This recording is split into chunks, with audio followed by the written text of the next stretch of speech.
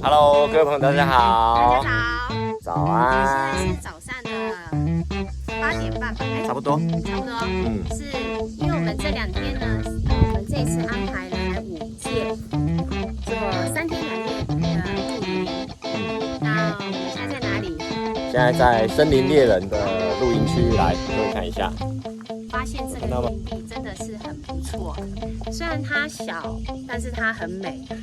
你处处可以见到营主他们的一些小细节，尤其呢，他在花草这方面呢，真的很用心的在这个呵护它们。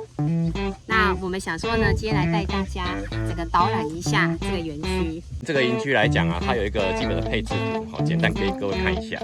那这边呢，原则上它进来的话，它是营本部的，这边就是它的营本部，营本部，各位可以看一下。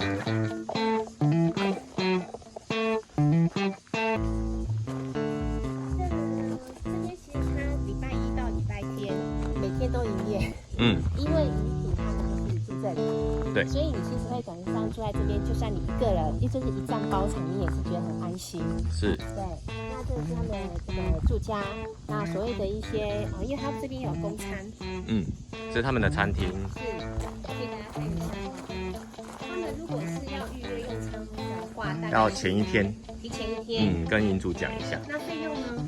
费用，他好像说一个人的餐点费用应该是接近在250到300左右。哦，好。那如果大家想要知道细节呢，可以再打电话过来问问看。那也可以看到里面的一些摆设。那我觉得这里呢，最让我很开心的是，当然就是这梨林汤海。这个是埔里限定的生啤，它的一壶呢是大概1.8公升。那1.8公升呢，据营主他的说法是大概是6瓶啤酒。那我觉得大家应该是一个人就可以喝掉1壶吧，应该没有问题。对。就是凯西的那个，以我的那个海量嘛。那我觉得生啤喝起来的味道很不错哦，但它真的是有那种精酿啤酒的味道。然后带个果香，然后泡沫非常的绵细，就算你就是喝了半壶，它下面的那个泡泡还是非常的饱满，很棒的一支酒。那上面还有一些在地的一些啤酒，大家如果说喜欢喝酒的呢，这一柜绝对是你不容错过的一个挖宝区，跟饮料啊，或者是茶类、碳酸饮料、矿泉水，所以这里我觉得它整体来说算是很周到。这个是应该是对，这是营主他很细心的，非常有个性化的设计。他把一个非常大的蜂巢就把它挂起来，有没有看到？然后上面还有一个鹿头加鹿角。那随处可以看到一些原住民风格的一些摆设。这边这一区呢，茶水间，那这边有提供冷水跟热水。那旁边的这个烤箱呢，应该就是有吃早餐，有供餐的这些朋友们可以使用。那还有泡面，那还有一个小小的吧台。森林猎人呢，它还有提供那个民宿4人房的民宿，有2间。我觉得这样设计其实越来越贴心，蛮多现在露营区都有这样的一个设计。那我觉得他们的民宿的那个部分啊，空间应该其实还蛮大的，而且这边还蛮凉爽的。后面呢，就是冰箱，冰箱的位置。那冰箱呢，它有分那个一般的冷藏跟冷冻的冰柜。走出来呢，就是会经过4人房的那个民宿，就是这个走道。那民宿走道往外看过去呢，就是可以俯瞰整个森林猎人这样的一个山谷的这样的一个地形，非常的舒适。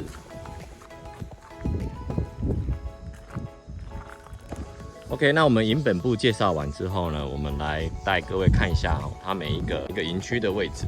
那首先从营本部下来，在我们的左前方呢，这一区呢是这个2帐的一个和平区。这个营区总共有分3个区域。那这个和平区里面，当然它有2帐的空间。那还有这样的一个小凉亭可以使用。那银主有说，这个小凉亭基本上你包场的话，还额外再收费哦，收300块。洗手台，对，跟这个插电的位置。这边有一个非常漂亮的仙人掌的区域，那仙人掌真的超美的，这个很大片的仙人掌。再跟你说 hello。好，那我们接下来再往下面这个营区。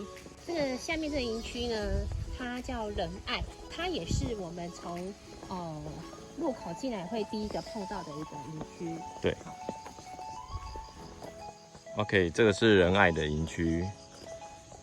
那这边营主也很贴心，设置了一个活动的厕所，流动型的厕所啊。那这个营位来讲啊，有5帐的位置哦，这样看起来应该是，我觉得适合包场。好，那我们要往上再走到我们这2天搭帐的这个营区。好，那这个营区来讲，它有营主说大概是有8帐的空间。是，这个是喜乐区，喜乐营区。那因为今天是平日，所以我们就是都是1帐包场。营主也非常放心让我们搭营位，那我们就把天幕架起来，车子停好，就可以享受一个非常好的一个私人空间。来介绍一下我们的家。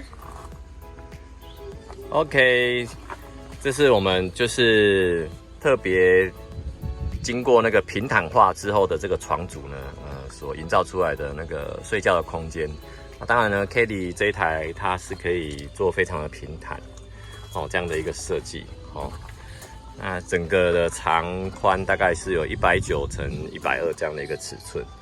好，那我们就把第2排的座椅往前翻折。哦，让它平化之后呢，再加上那个铁管床，就可以做到这样的一个非常平坦的这个车床了。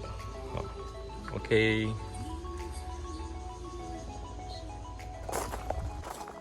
那我现在呢，带大家去看一下他们的洗手间。好，这边是我们的位置。你有没有觉得这样走一走，好像整个营区就逛完了？差不多。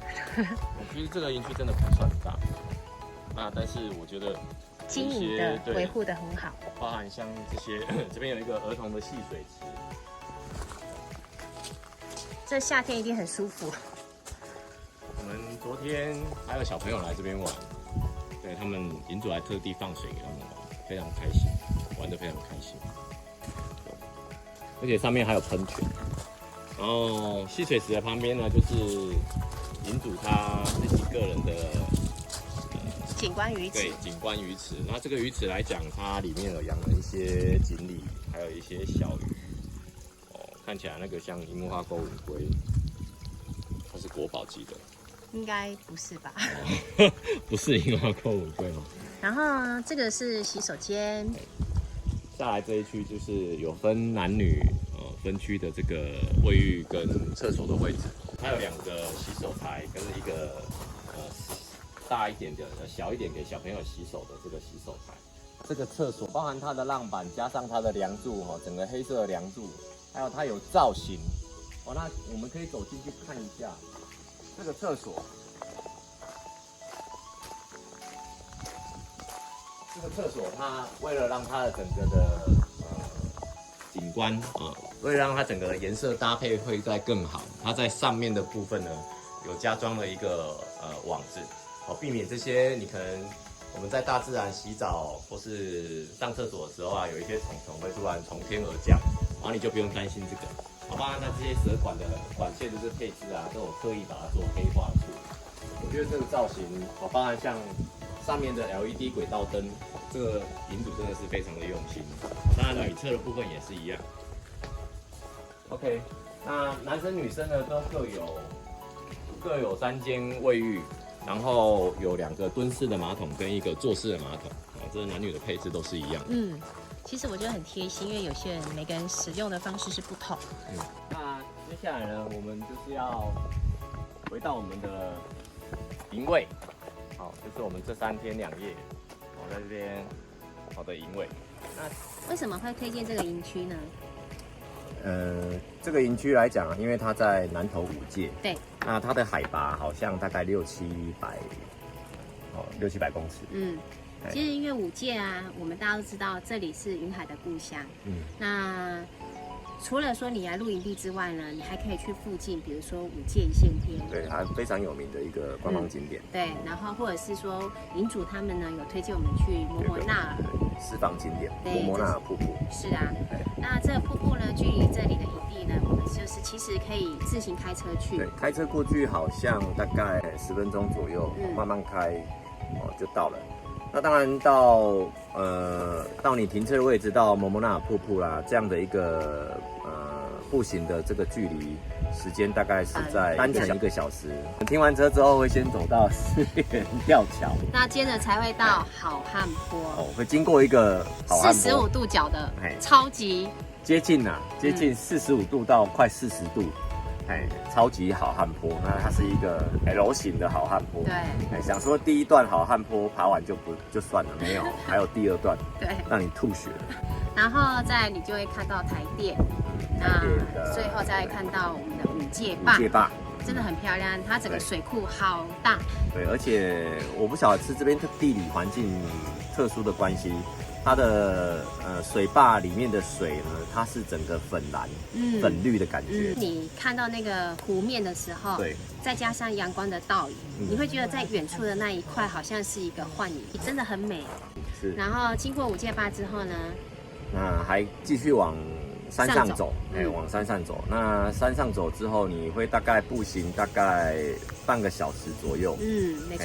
那就会看到第一个瀑布——拉拉斯米瀑布。那拉拉斯米瀑布呢，就是其实它的水流并没有那么多。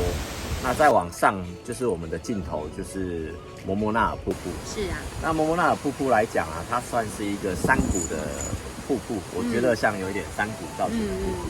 它晒不到太阳。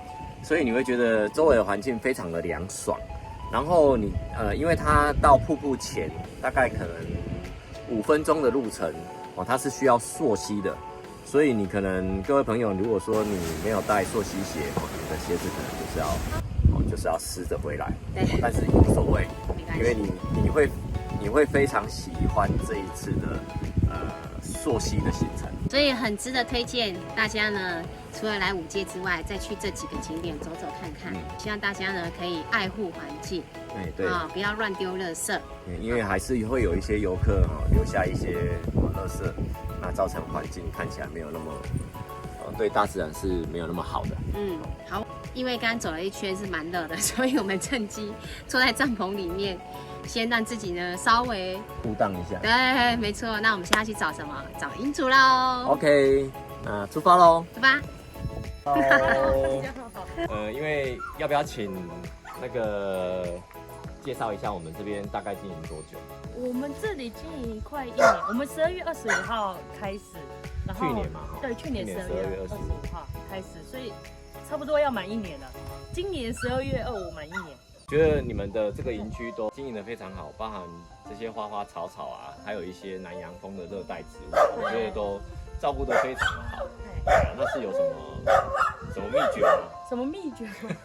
这个叫问营主，我只知道就是每天浇水，只要没下雨就是浇水，没下雨就是浇，就是差不多4点到5点。爸爸说太阳如果还就是白天浇的话，它水会很容易被吸干，反而那个会枯掉。我是从今年的3月份才从台北辞职下来，然后因为在都市很少看到那种昆虫，所以我第一次去打扫，不管是打扫那个洗手台、是理事或者是公厕，有时候看到那个什么青蛙，我都边尖叫。